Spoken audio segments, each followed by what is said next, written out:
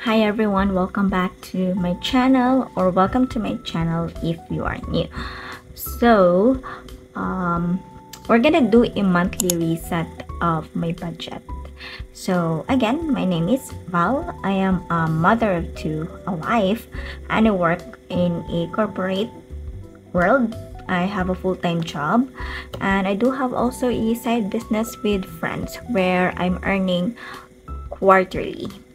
So my channel, it's all about my financial journey, and I'm happy to share whatever journey, success and failed I may experience in the last years is I am sharing it here. So now I'm gonna do the monthly reset because it's also one of my goal that every month I will be doing some monthly reset, cash stuffing video 1 and 2, monthly savings, debt update. So those are the type of content you will be expecting in the future. So now I am going to do some monthly reset. I already did my January 1st paycheck budget planner. Of course, I have here my income goal, which I wanted to earn 30,000 on a bi-weekly. But for now, I think I'm halfway there. I am expecting for this paycheck 16,000, and I have savings and projects in here. And I have my budgets already allocated and some special notes or reminders for me. So what I'll do is I'm gonna be clearing out my money, my anong tawag dito? Cash envelope. Yes. So first, what I'm gonna do is to check my. By the way, if you notice, bago yung setup natin because I organize my computer room, and it's in the meantime kasi yung table na ginagamit ko for filming, ginawa ko siyang table for my corporate office kasi meron akong desktop computer which is nandito sa harapan ko, dyan.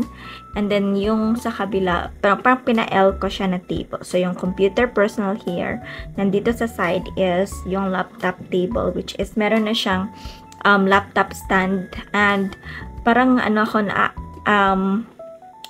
parang kapag magdi-disorganize naman ako para to film, it's inconvenient. So I'm just gonna do it this way muna.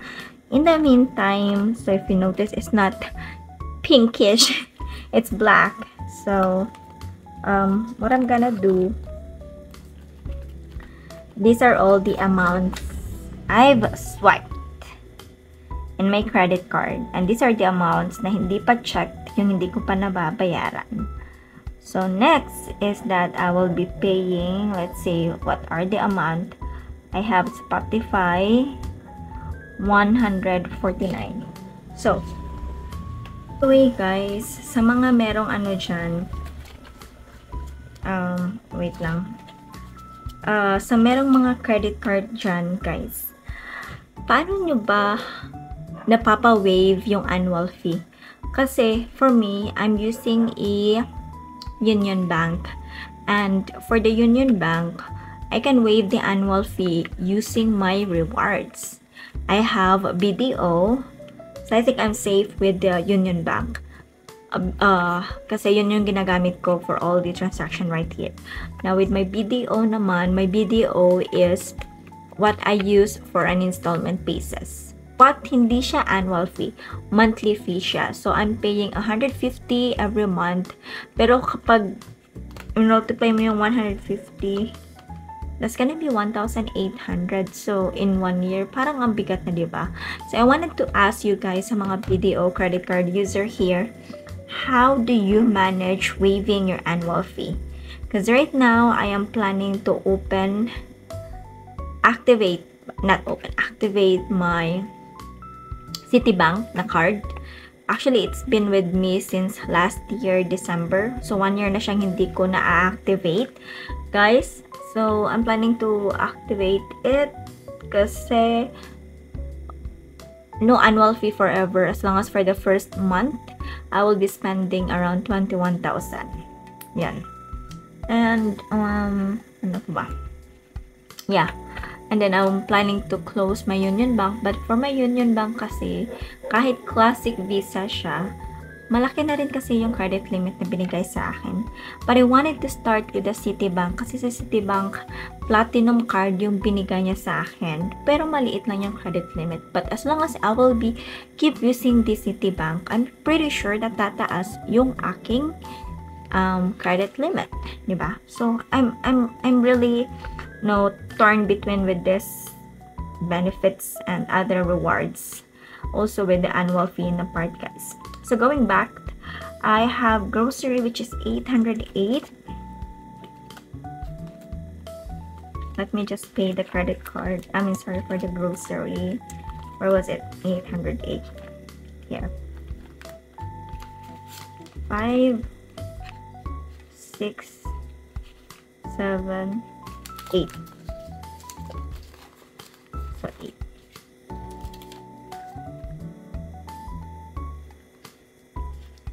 So for the Starbucks, 785, binayaran ako ng 185. Wait, 185 plus 785 minus 225, 560 yung need kong bayaran for the Starbucks. So asa na yung 560 dyan?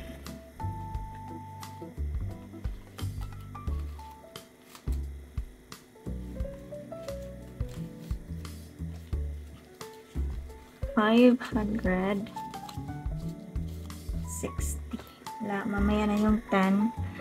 So, kulang na lang nito, 225. So, for the pen shop na 599. Wait lang ha. Pen shop. Yan yung gift ko for my brother. So, that's gonna be here. So I have here 1.5 sana re-return ko, but I'm gonna be already took out, so I'm gonna have the 500 in here.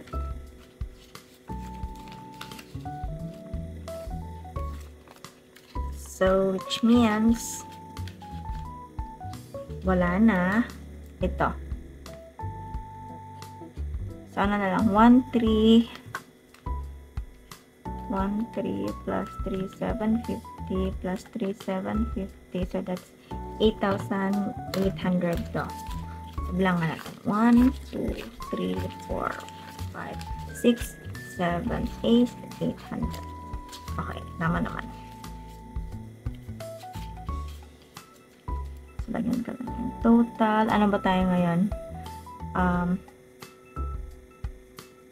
12, 24? Ano tayo ngayon?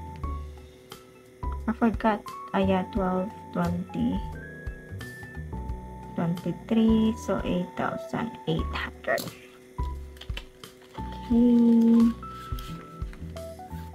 And, I'm gonna put here. 500. Lagyan ka ng 100 to.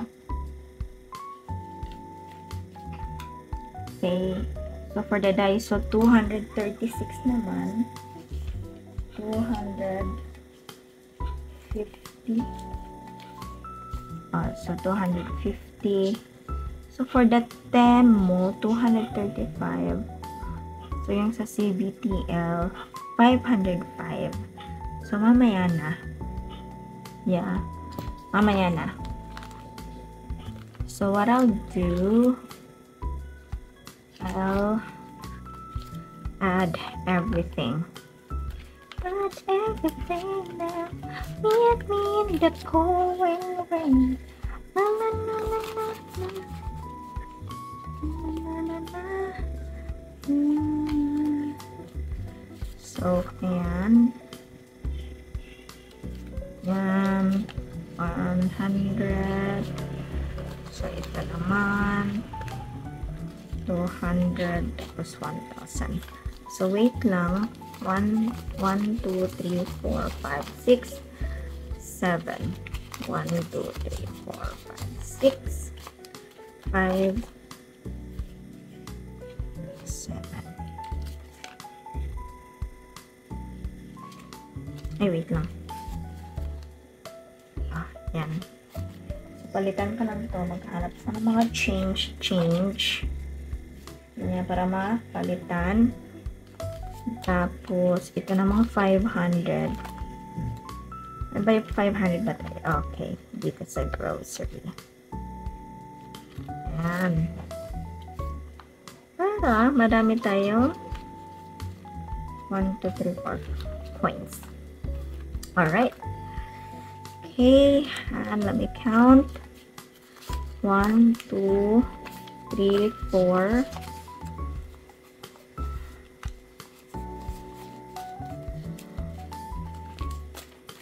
4,000, 5, 6, 7, 8, 9, 100, 9,246, 650, 9,650. Talagay ko lang to.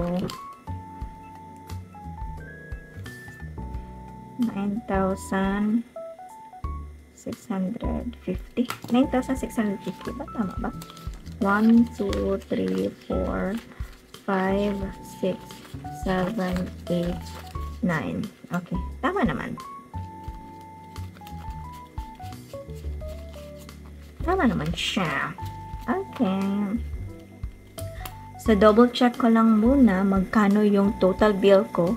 Let me just pause and get back to you. Okay.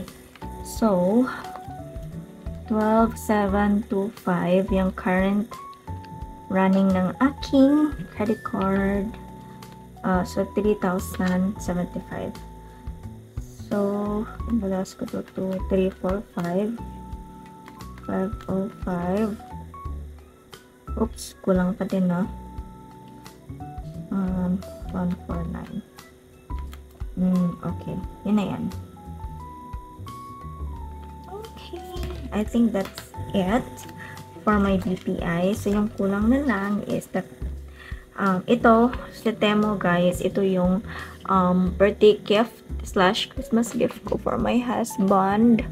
So, yeah, in-order ko siya online, and good thing naman, yung website is acceptable yung credit card na ginagamit ko to pay. So, yan. And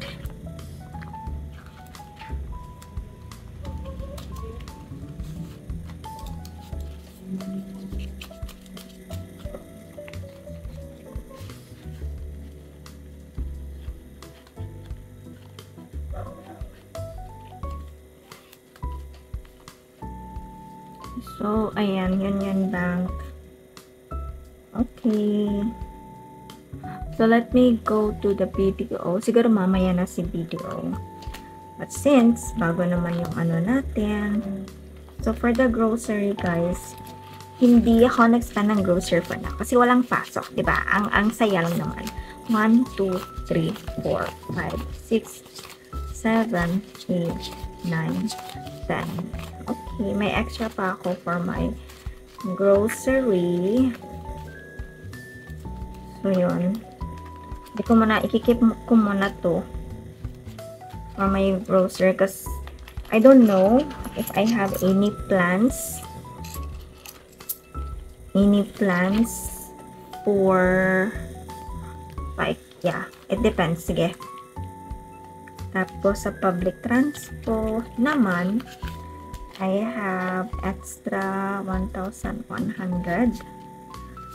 So, yeah, let me just clear everything here. Tapos, sa vitamins, dyan lang yan. For the education swimming class, 2, 3, yan. Okay na yan. Ano to? Ay, ito, for the allowance. Allowance to eh. Yan. Kuya allowance, and then tuition 1,500. There we go. Roll over, and I think that's it. So, yan. So, what I'm gonna do, kasi wala akong rollover talaga for my allowance this week. Kahit hindi ako nag-spend ng money, the thing is, grabe. So, yan. Yan yung plano ko na whatever in my rollover in here, guys, yan. Yung rollover ko,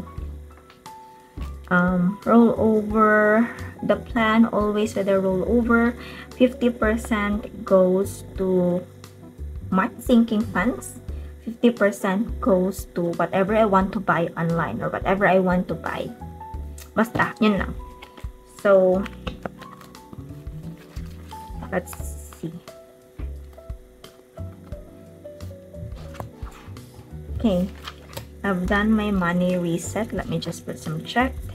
Now, let me talk about with my expenses. So, that's gonna be 2, 3. Last month ko na to, or last paycheck to pay for the 800 CP, 800 na for the eyeglass na hiniram ko for my savings. Grocery is 2K, allowance 3,500, transpo 1,000 as always, Beko is 1, Mamshi, medical funds. I don't know. I'm hesitant with the medical funds na 500, tapos tuition, kuya allowance, swimming, 2,300. Medical funds. Again, medical funds, guys, yung ano dito is I'm supposed to add my mother, my biological mother, as a third dependent for my HMO sa full-time job ko. But it turns out na mas less yung benefits nila. So, yung deduction nila is 1,200 each paycheck.